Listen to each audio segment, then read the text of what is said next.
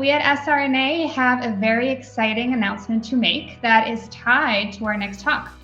SRNA's Eclipse Fund for Research has awarded the first recipient of the Progress Grant for NMOSD, made possible by a research grant from Horizon Therapeutics.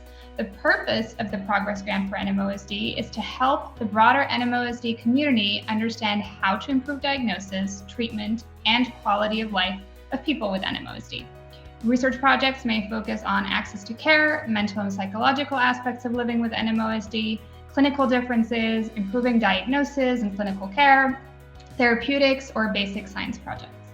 Dr. Samita Satyanarayan from the Icahn School of Medicine at Mount Sinai is being awarded $25,000 for her research study entitled Assessing the Impact of Social Disparities of Health and Disability and Access to Care in NMOSD Patients. We're incredibly excited to have her join us today and explain a little bit more about her work. Welcome, and thank you so much for being here today, and over to you. Hi, thank you so much, Roberta.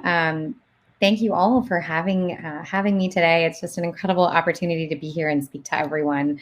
Just as another introduction, as Roberta said, my name is Samita Satyanarayan. I am a neuroimmunology fellow currently at Mount Sinai Hospital in New York. We are so honored that SRNA has chosen our project to support this year. I think as physicians, we spend years studying medical textbooks, and we spend a lot of time looking at pictures on computers. But at the end of the day, I think we all got into this because we really want to understand how to help the person in front of us. And for me, that really requires us to have a holistic understanding of what shapes our patients beyond the disease itself. Understanding how factors in people's lives outside of genetics or biology actually affects how the disease impacts them, even before they ever come to us in clinic. So that's why our project today is focused around understanding these social determinants of health and their impact on access to care and disability in NMOSD patients. First of all, what are social determinants of health? I think one of the most important things we've learned in medicine in the last couple of decades is that there are aspects of our lives, from the physical environments we live in, our social identities and our backgrounds, our behaviors, to our economic stability and opportunity, that can actually impact health and disease. In the world of public health, these factors are called social determinants of health, and differences in these aspects can lead to differences in the disease process, which I'm going to be calling disparities today. What drives us to look at this question is that if we better understand some of these factors that could be associated with differences in either access to care or disability, we can actually try to start addressing them and advocate for our patients on multiple levels. I know we've all had some great talks in the conference already about what NMOSD is, and I know many of you personally have experienced that. But just to review it briefly, it is a group of diseases where we see an autoimmune process affecting the optic nerves, the brain, and the spinal cord. And it has the chance to cause repeated injury if not treated. In some cases, we do have antibodies in the blood that identify a more specific diagnosis with NMO or MOG, but not always. So why would this be important to even think about in NMOSD? I think firstly, in the last couple of decades, we have come such an incredible long way in recognizing NMOSD as a distinct group of diseases that's different from MS. And while we can always learn a lot from MS research, we can't always assume that what's true in MS is the same for patients with NMOSD. Unlike MS, which historically was more prevalent in white populations, though that's changing as well, NMOSD is actually more diverse in the kinds of people that it affects.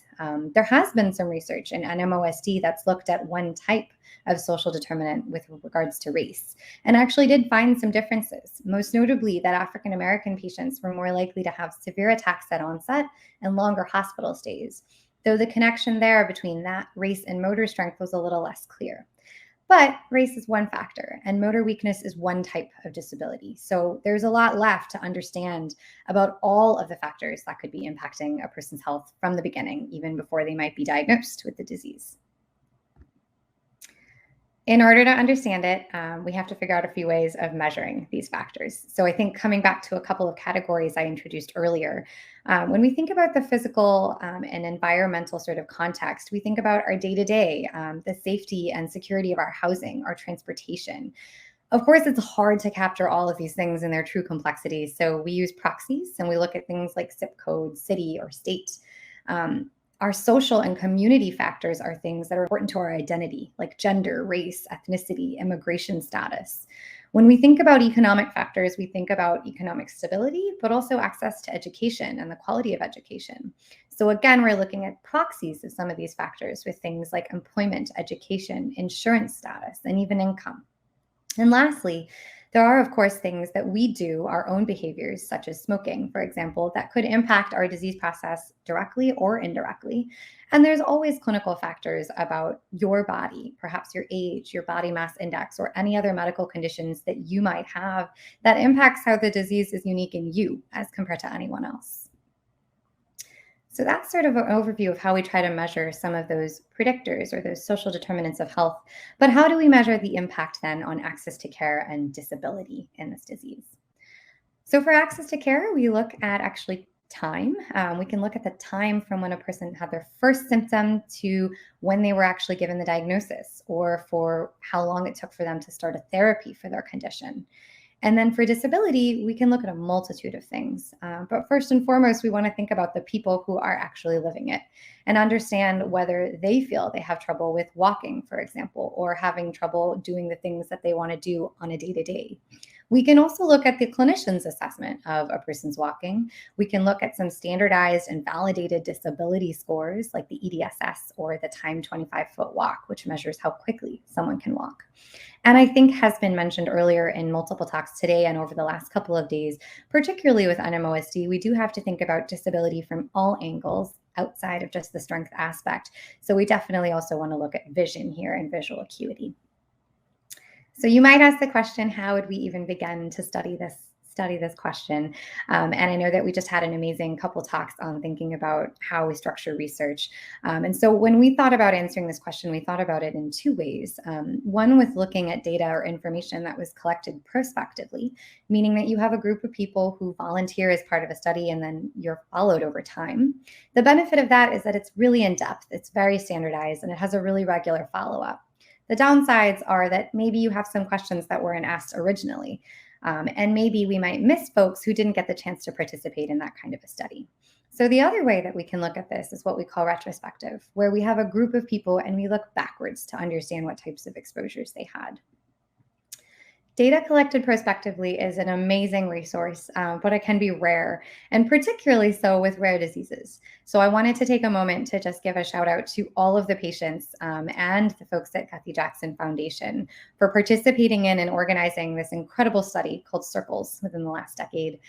It was really an amazing international collaboration of medical centers, patients, and the Kathy Jackson Foundation to bring together a large group of people with NMOSD in the hope that we can really learn a lot more from a larger group of people with it.